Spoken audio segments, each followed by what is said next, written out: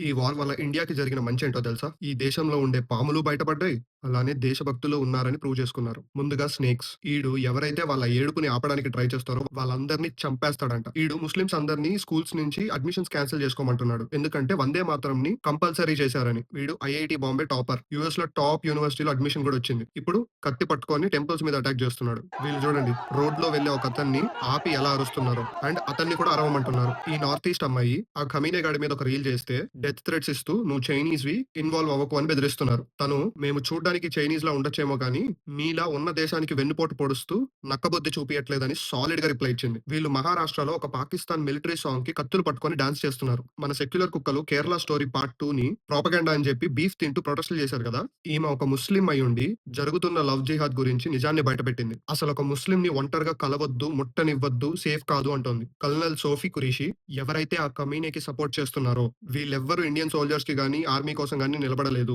Government నాకు permission ఇస్తే వాళ్ళు ప్రొటెస్ట్ అనే థాటే మర్చిపోయేలా చేస్తా అని చెప్పారు. అండ్ ఒక ముస్లిం ట్వీట్ చేశాడు. ఎవడెవడైతే ఇక్కడ ప్రొటెస్ట్‌లు చేస్తున్నాడో వాళ్ళందరిని ఇరాన్‌కి పార్సల్ చేపియండని. అటు వెళ్ళడానికే భయపడుతుంటే ఒక్క ఎయిర్ ఇండియా మాత్రం నో ఫ్లై జోన్‌లో ఎగురుతూ మన వాళ్ళని ఇండియాకి తీసుకొచ్చింది. అన్ని దేశాలు చేతులెత్తేశాక కూడా ఈవెన్ యూఎస్. అక్కడి నుంచి తిరిగొచ్చిన వాళ్ళు భారత్ మాతాకి జై అని చెప్పి జేజేలు కొడుతుంటే ఇక్కడున్న వాళ్ళు మేము భారత్ మాతాకి జై చెప్పము. మేము అటెళ్తాము అని చెప్పి రెచ్చిపోతున్నారు. వాళ్ళు చూసారు కాబట్టి రియలైజ్ అయ్యారు. వీళ్ళు కూడా అనుభవిస్తే గాని దారికి రారు. వీళ్ళనటు తరిమితే కానీ తెలీదు ఈ దేశపు ఔన్నత్యం. ఈ ఆఫీసర్ డైరెక్ట్‌గా ఒక క్వెషన్ అడిగాడు. రేపు ఒకవేళ యుద్ధంలో ఇండియా ఇరాన్ పైన అటాక్ చేస్తే ఇండియాలో ఉన్న ముస్లిమ్స్ ఎవరికి సపోర్ట్ చేస్తారు అని. మీరు ఎంత రుద్దినా నిజమేంటంటే వాళ్ళకి మతం కన్నా ఇంకేది ఎక్కువ కాదు. అలా దేశం కోసం మతం పక్కన పెట్టిన వాళ్ళని చంపడానికి కూడా వెనకాడలేదు. అండ్ ఓపెన్‌గా డెత్ థ్రెట్స్ ఇచ్చారు గూడా. ఈమె హోలీ ఆడినందుకు కామెంట్ సెక్షన్ మొత్తం బూతులతో నిండిపోయింది. అటువైపు నుంచి ఎవరైనా సెక్యులరిజం చూపేయడానికి ట్రై చేస్తే వాళ్ళ సొంత కమ్యూనిటీ ఎంత అబ్యూసివ్‌గా కామెంట్స్ చేస్తారో తెలుసా?